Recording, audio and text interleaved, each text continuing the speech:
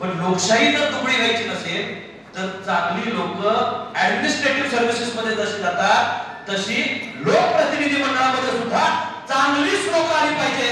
तुमच्यातल्या मुला मुलींनी ग्रामपंचायतीपासून दिल्ली गाठवली पाहिजे, दिल्लीपर्यंत आवाज आपला जाऊन बोलला पाहिजे.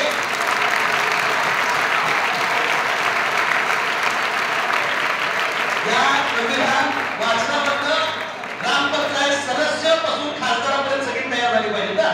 आणि माझी अशी अपेक्षा आहे की उद्याचा होणारा पंतप्रधान 1111 मुला मुलींच्या पैकी कोणतरी व्हायला पाहिजे.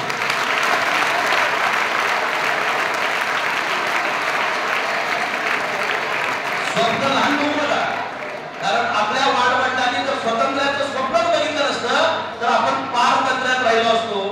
आज आपण स्वतंत्र भारतामध्ये श्वास घेतो. त्यांनी ते स्वप्न पहिल्यांदा प्रत्यक्षात उतरवलं, त्यांनी त्यांच्या जीवन त्याच्यासाठी अर्पण केलं. निदान त्यांना जर खरी श्रद्धांजली द्यायची झाली तर ही जी लोकशाही आपल्याला ते बहाल करून दिले ते गिफ्ट सगळ्यात मोठं गिफ्ट आहे. पण त्याचं जतन करणं ही आपल्या सर्वांची सामूहिक जबाबदारी आहे. आणि पुढच्या पिढीमध्ये तुम्हीच त्याचे सारखे असताना कुणी कुणाला आनंद दिलेला नाही, कायमपणे कोण कुठल्या खुर्चीवर राहणार नाही. प्रत्येकाला त्याची संधी आपल्या आपल्या कर्तृत्वाप्रमाणे मिळत राहील. कुठलंही काम लहान मोठं नाही, पण त्याचबरोबर जे काम तुम्ही कराल ह्या भारतीय घटनेने दिलेल्या अधिकारानं प्रत्येकानं ज्या ज्या फील्डमध्ये तुम्ही काम कराल तुम्ही त्याचं काम प्रामाणिकपणे केलं, इमानदारीने केलं, ही राष्ट्रसेवा आहे. ती राष्ट्रसेवा करण्याची संधी कुठल्या ना कुठल्या तर निमित्तानं तुम्हाला मिळेल. प्रत्येकाला काय आमदार खासदार व्हायला पाहिजे असं नाही. आपलं काम प्रामाणिकपणे करणं, आपलं योगदान देशाच्या प्रति त्या ठिकाणी देणं. मला सांगा, जीएसटी टॅक्स आहे इथे लिहिलंय होतं, वन नेशन वन टॅक्स या भूमिकेमध्ये आपण ज्यावेळी आलो त्यावेळी देशातल्या सर्व लोकांना आपण त्यामध्ये घालण्याचा प्रयत्न केला. तुम्हाला माहिती आहे किती टक्के लोक इन्कम टॅक्स पेअर आहेत देशामध्ये?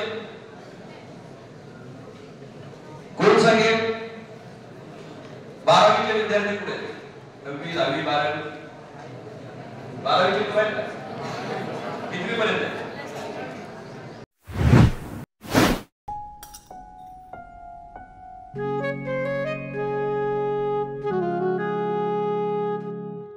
बाबा, आज येताना बासुंदी घेऊन या ना.